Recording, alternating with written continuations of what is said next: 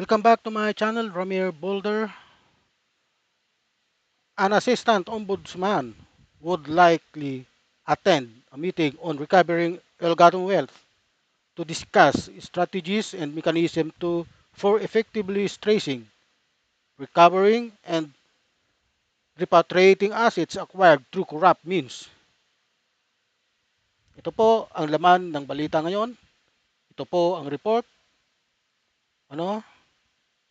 Pakinggan po natin ang report. Well, we Separate have, ba yan?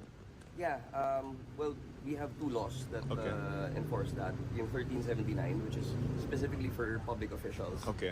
So when there's a disproportion between the amount in the salin and the wealth that you see, Okay. yung lifestyle, just a lifestyle check, then you can forfeit what is over and excessive.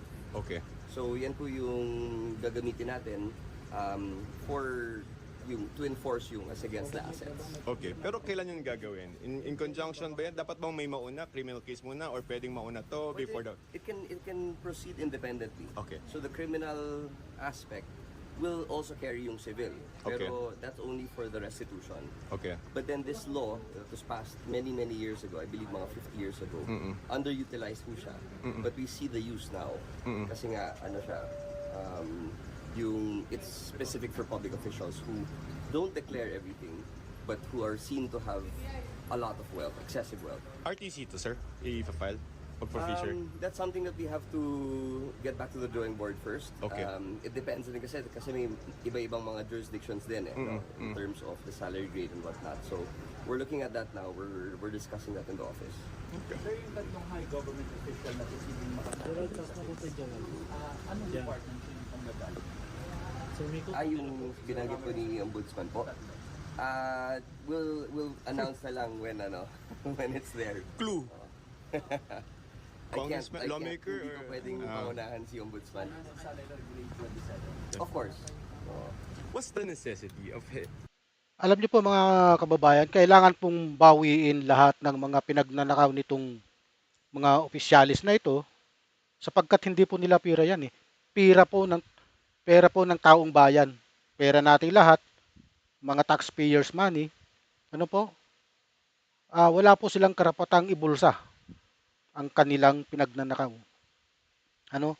Kailangan bawiin ng gobyerno ang lahat ng ninakaw at kasangkot dito. Kailangan nilang ibalik. Ano po? Yan po ang kailangan po nilang gawin. Ano? Pagpatuloy po tayo. Having somebody being...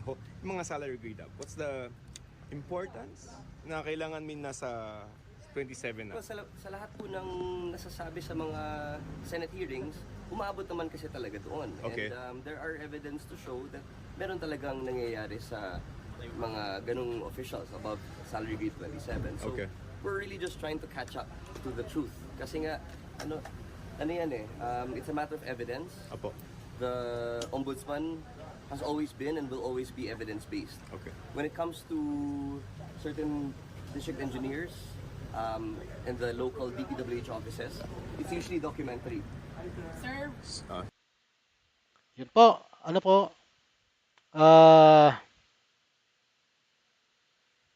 Collaboration and coordination meeting provides a platform for various stakeholders, including government agencies, law enforcement, and anti-corruption body to share expertise, resources, and best practices in combating corruption and recovering stolen assets.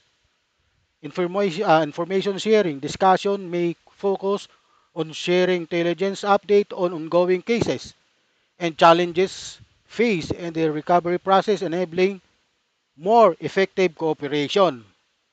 Policy development meetings can contribute to shaping policies and guidelines that enhance the country's framework for tackling corruption and asset recovery.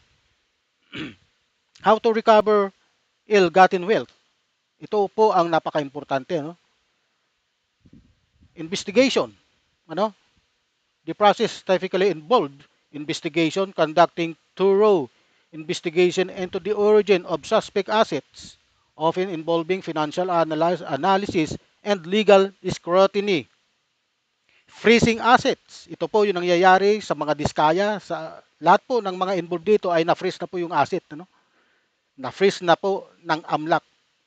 Freezing assets. Obtaining court orders to freeze assets suspected of being proceeds of corruption, preventing their dissipation or transfer. For future proceeding. Napaka-importante po ito. Initiating a legal proceeding to forfeit assets determined to be of illicit origin which can involve civil or criminal for future actions. Repatriation, working with international partners to repatriate assets located in foreign jurisdiction, often requiring cooperation through mutual legal assistance agreement. Ito po yung mga asset ni Saldico na nandun sa ibang bansa, yung mga helicopter niya, ano? Oh. Challenge and consideration, ito po. Complexity of cases. Ill-gotten wealth cases often involve complex financial transaction and legal structure requiring specialized expertise. International cooperation recovering assets located abroad can be challenging and requires effective collaboration with foreign authorities. May kahirapan po talaga ito. Legal framework.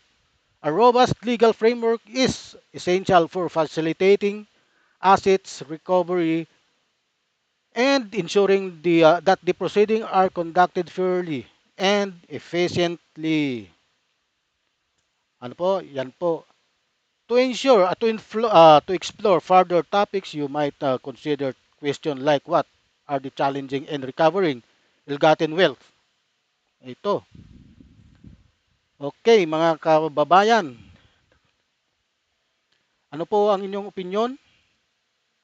Huwag niyo pong kalimutang mag-like and subscribe sa aking munting channel. Thanks for watching. Don't miss our next video. Mabuhay po kayo at marami pong salamat.